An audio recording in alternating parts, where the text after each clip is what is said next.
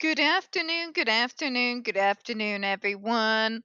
Welcome to another front load and another episode of Spilling Tea. I'm your host, Tiffany Daniels.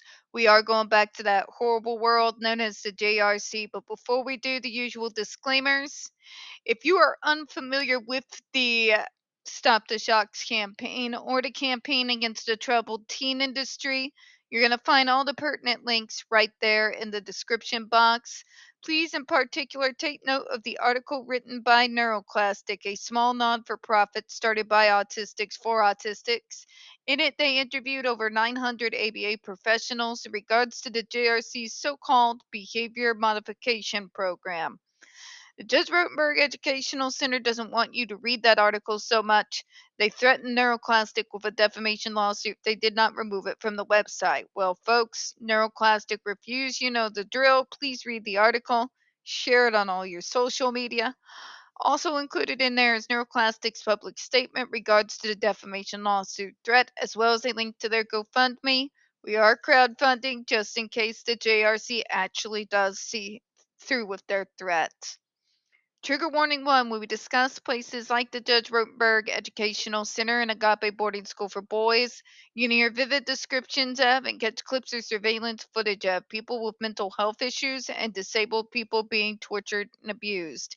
If you got young children present, please go ahead and utilize the headphones. Trigger warning 2, this channel is marked not for kids for a reason. We use profanity on occasion and speak on dark subjects. If your child is 16 and younger and they are watching this, very obviously parental supervision is very much advised. All right, folks, where we left off.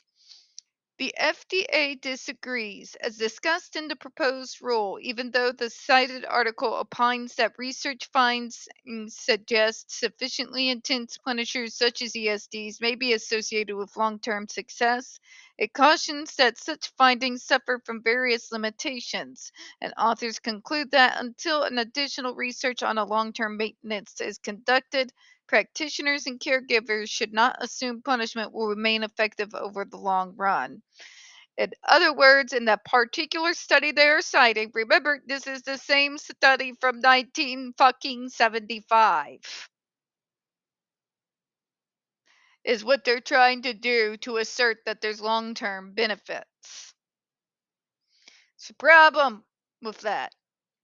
It is horrendously, ridiculously, and hilariously outdated. But results don't just go away, Tiff. By a biased person? Seriously? Article from 1975, when we know non-violent treatment programs work in all other numbers of populations of autistic people all over planet Earth. The article explains that most of the time periods evaluated in the literature on punishment are brief, which may limit their applicability to treatment outcomes in clinical settings. And these studies have shown inconsistent outcomes in maintaining a reduction in target behavior. In other words, it basically had inconsistent results in regards to stopping a behavior. I'm going to go back to the analogy of the punch again. Usually, in response to that form of violence, there's one of two responses: freeze and stop what you're doing, or turn around and sock the fucker in the face back. Right? So that would be inconsistent, correct? Because one person may freeze, another person might just immediately go into fight mode and become Rocky. Right? That, to me, sounds very logical. Therefore, you can't really base it on that. According to this article, conclusions about applied findings on maintenance of effect are difficult to draw for a number of reasons, including that relapse cases are less likely to be submitted or accepted for publications than successful ones. So, what they're talking about lapses is, again, folks, autistic burnout. It's where we lose skills that we previously may have had among the mental, physical torture that is burnout. It's not fun. It's really not fun, and it's not really fun to talk about either. Okay? So the fact that the relapses are not even really being talked about here because we can't actually get in touch with those individuals to find out, logical, again. Thus, the reference does not demonstrate that aversives such as ESDs achieve durable reduction of SIB or AB for a clinically meaningful period of time. Rather, the article questions their effectiveness and ultimately concludes that current knowledge is insufficient to support clinical application. In other words, the paper does not claim even a little bit what the JRC says it does.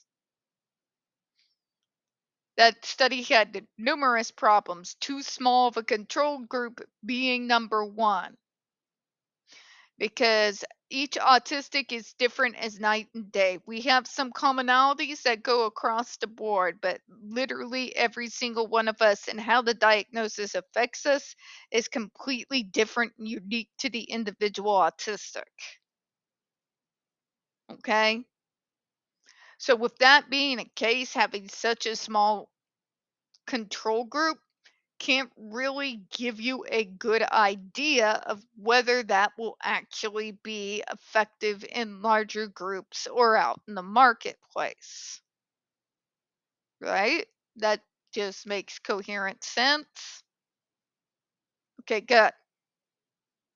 So they're going over the points of the article, even though the article is irrelevant, because the JRC continuously shoves it down our throats and can't seem to comprehend or don't want to comprehend that a study paper done in 1975 would be laughed out of any courtroom if this was a court case. Okay? They're going through it so that the JRC can't keep pounding their shelves and then screaming that they're a victim. Okay? Therefore, this is why you see the FDA answering the same questions worded in different ways over and over and over and over again. And we're going to go ahead and close on that, folks. We don't get very many views on this channel. The few we do tend to get removed from time to time. So, folks, you know the drill. Please don't forget to hit the like button, hit subscribe. Don't forget to hit the comments. I do appreciate your time. And as always, folks, we here at Spilling Tea hope you have a good one. I'll see you next time. Bye bye, everyone.